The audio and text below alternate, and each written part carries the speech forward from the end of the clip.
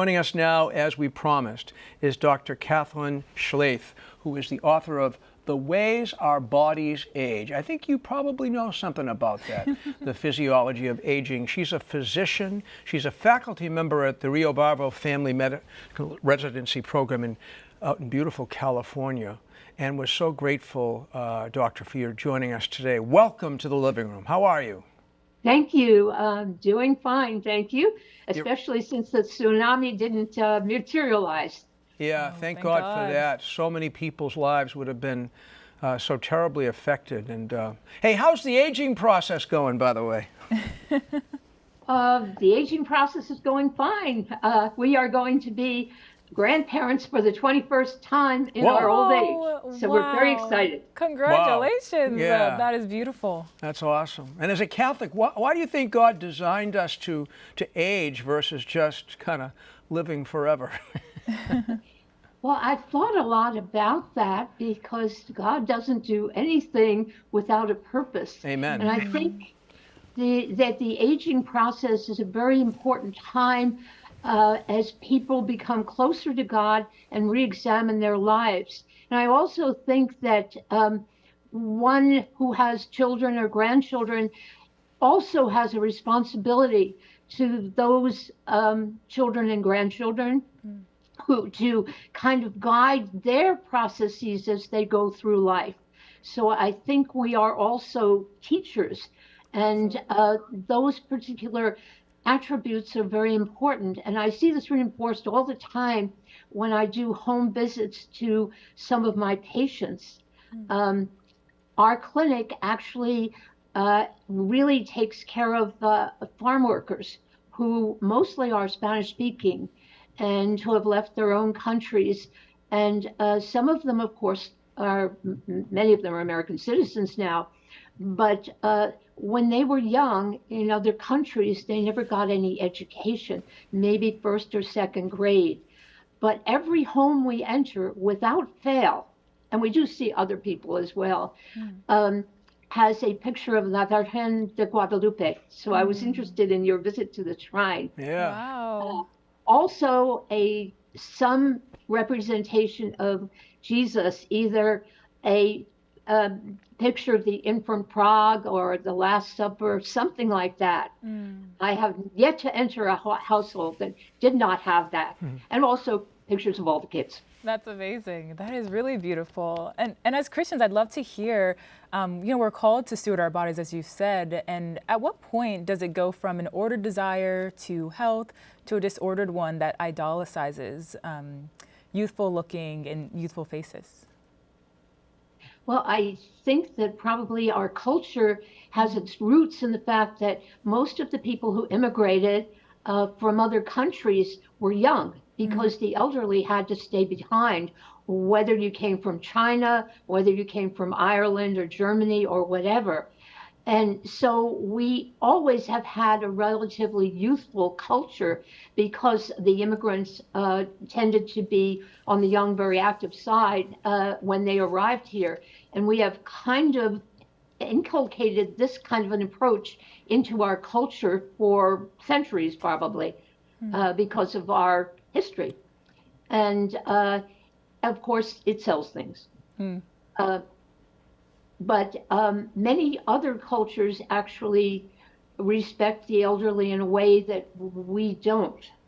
And perhaps we ought to take some lessons from these cultures as well. Dr. Schlaerth, I have to tell you, people kid me a little bit that I don't look my age, and honest to God, I have nothing to do with that. I don't color my hair. I use a little TV makeup sometimes, but beyond that, why do you think people pursue anti-aging in endless ways, whether it be through injectables or supplements or even a hyperbaric chamber? Why do people do this? Well, I don't know. Everybody wants the magic pill or the magic bullet because we've been inculcated to think that things happen right away in our culture and that we deserve to have whatever we want. And that's a very common way of approaching life, especially if one doesn't have God in his or her life. Because the whole purpose for our life becomes fulfillment here rather than this is a stage, a place where we are tested, where we have certain responsibilities. So I think that's part of the desire for instantaneous satisfaction. And that's why I know my book isn't going to sell. Because I don't have any magic pills. If I did, I'd take one myself. Well, I hope that's not the case. That's a great point. Yeah, and I'd love to hear more about the cultural differences that you've been mentioning. How does aging differ in the U.S. versus other parts of the world, and how does this even affect the birth rate? Well, it hasn't affected ours. Yeah, that's true. We have 7 kids and soon 21 grandchildren. I do believe that since we have residents who are physicians who have finished medical school but are now training in family medicine from many parts of the world, we're very fortunate to get a kind of a global idea of how other societies treat the elderly. And they are astounded that most of our very frail elderly have the risk of winding up in a nursing home. That isn't the way things are done. For example, we mentioned Nigeria, China, even Europe. So it is a kind of a splash of cold water for them because they're used to having the senior citizens in their family, to be diplomatic, work as long as they possibly can, and then be in the household where they can be taken care of by younger people. And I know I've been speaking with many of my Nigerian residents, and they farm primarily, although not exclusively. And someone would farm until he could no longer farm. Then he would be in the household, taking care of the children or being there as a guide for them. And this is the way people end their lives. The same would hold true of many of the Eastern societies. For example, oops, hold on just a second. No, you're good. You're good. You're good. Hey, Dr. Schlaerth, you're good. We're out of time. Unfortunately, Kevin is waiting to tell us the news. Could you tell people where they could buy your book, The Ways Our Bodies Age? And before you go, tell us one glorious thing about aging that you've discovered. One glorious thing about aging. Yeah. I think you see life in perspective, and you see the things that happened to you when you were young. And this is true, I think, of everyone who felt that the things that were happening were just terrible.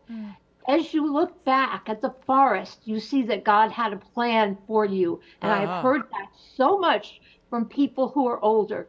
So I think that perspective and seeing what God's plan was for you, even though you had to go through difficult times, is one of the things that is very satisfying, and also reinforces your love of God's wisdom, so to speak. Well, thank you very much. The Wisdom from the Wise. Where can people get a copy of the book? Oh, okay. It's on Amazon, and it's published by Archways Publishing.